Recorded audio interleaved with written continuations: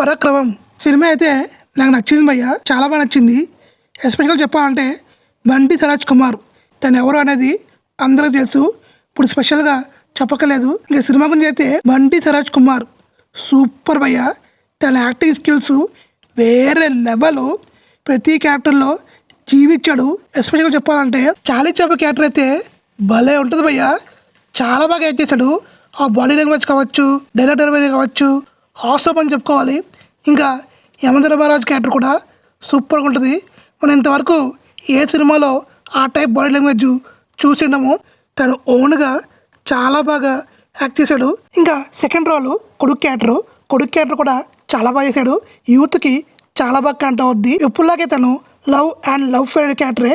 ఇంకా ఈ character highlight ఏంటంటే డైలాగ్స్ అయితే చాలా బాగుంటాయి. తండ్రి అమాయకుడైతే కొడుకు రఫ్ అండ్ టఫ్, ఎవరికి ఎలా సమాధానం చెప్పాలో అలా చెప్పే కొడుకు.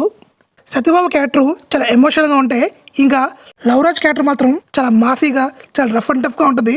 ఈ రెండు క్యారెక్టర్స్ బండి సరాజ్ కుమార్ చాలా బాగా చేశారు. ఇంకా హీరోయిన్ క్యారెక్టర్ కూడా బాగుంది, తను కూడా యాక్టింగ్ కూడా చాలా బాగా చేసింది.